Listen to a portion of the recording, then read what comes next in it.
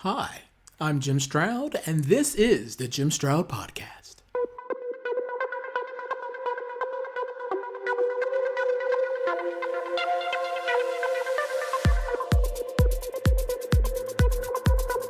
Imagine spending billions of dollars into a project only for it to die on the vine in front of your very eyes. I cannot imagine that feeling, truly, because I don't have $1 billion. But it has to suck. What am I talking about? I'm talking about the Metaverse. Find out what I mean after this.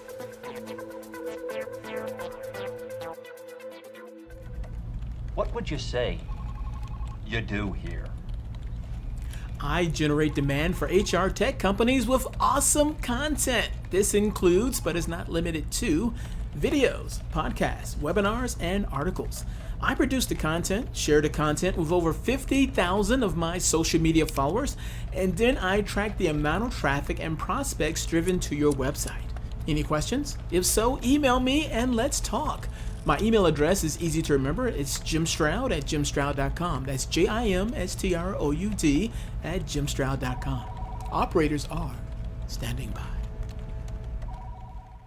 Are you recruiting in the Metaverse? How's that going for you? I bet not too well, at least not according to these quotes. Here are three that I'm going to share with you. Quote number one. In an open letter, Altimeter Capital's CEO and founder recommended the tech giant cut its metaverse investments from 10 to 15 billion a year down to 5 billion. Another quote. Quarterly profits decreased 8% to 10.3 billion from a year earlier. Shares of Meta stock plunged about 22% in after-hours trading. Ouch. I added the ouch. And third quote. The social media giant reported its second consecutive quarter of lower revenues this week, prompting some anxious investors to urge Meta to refocus on its more reliable core businesses, ads, and paid messaging. However, Mark Zuckerberg is continuing to pour billions into his metaverse dream, arguing that it's the future of computing. End quote. At some point, one has to ask themselves, hey, self, is it worth it? From the outside view looking in, the metaverse is an albatross around one's neck. From the inside, it looks far worse. Check out this quote from Tweaktown.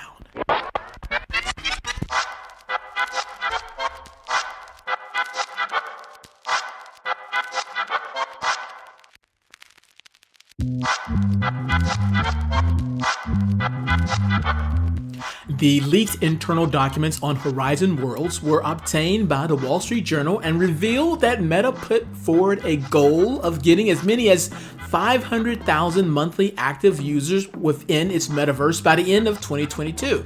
However, that goal has fallen incredibly short, with the company now reining back its goal to hit 280,000 monthly active users. The only problem is that Horizon Worlds is still yet to hit 200,000 active users, with one of the documents even describing the experience within Meta's metaverse as an, quote, empty world, end quote.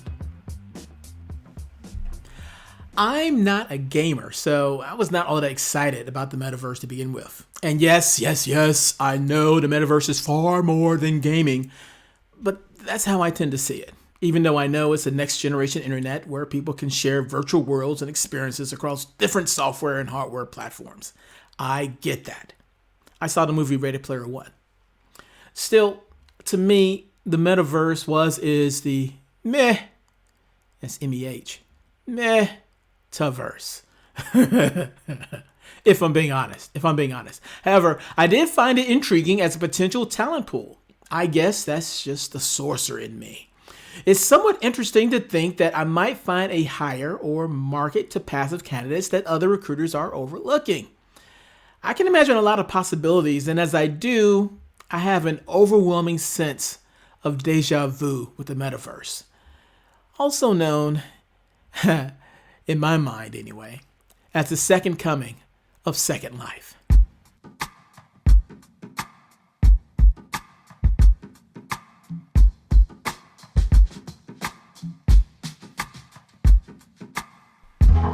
Once upon a time, Second Life was the tech flavor of the month, and companies were drawn to its potential as a source of untapped talent. In 2007, CNN reported that companies such as Starwood, Reuters, Nissan Motors, and Ogilvy Interactive's Digital Innovation Unit had hired people directly from Second Life to execute projects for business development. Fortune also reported that people could be interviewed and hired all within Second Life, often for jobs possible only in virtual reality. In the same year, NPR reported that the Vancouver Police Department was recruiting in Second Life for tech-savvy talent. In 2011, a study was conducted to explore the trend of Second Life job fairs and evaluate the employer's perspectives on the advantages and challenges of using it for human resource recruitment. The study found that Second Life could be used for interviewing and recruiting people in real life. The study also found that Second Life job fairs could provide a better understanding of virtual job fairs from the perspective of recruiters. But wait, that's not all.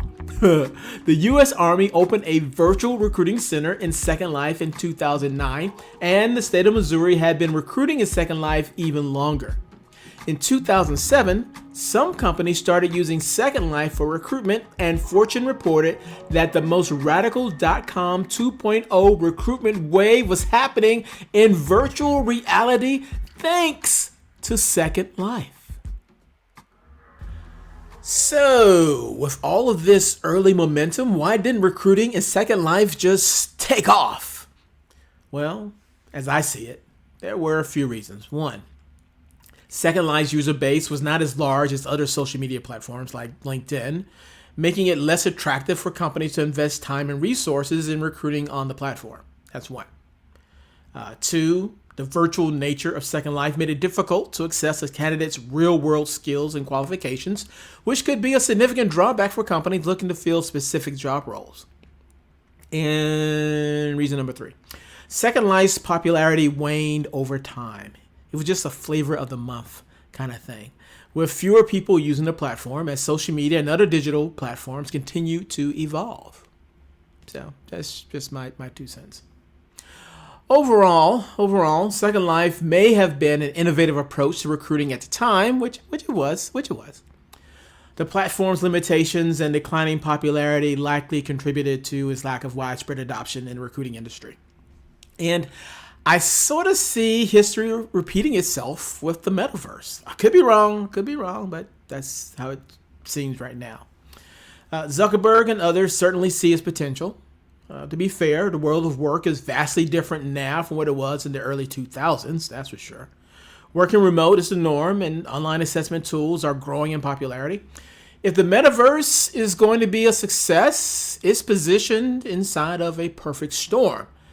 The fact that it's floundering now signals to me, though, that it's likely to be another fad that will fade away like the Zune. Don't know what the Zune is? My point exactly. Things change, and sometimes faster than we thought. Don't blink on what's happening now, or tomorrow will surprise you. As an example of how tomorrow may surprise you, there's a lot of speculation that Google may go the way of the dinosaur because of technologies like ChatGPT. Can you imagine a world without Google? If you're old enough, you can imagine a world without Google before Google existed. It's funny how things change. I'm curious, though. Are you recruiting in the Metaverse? If so, how's that working for you?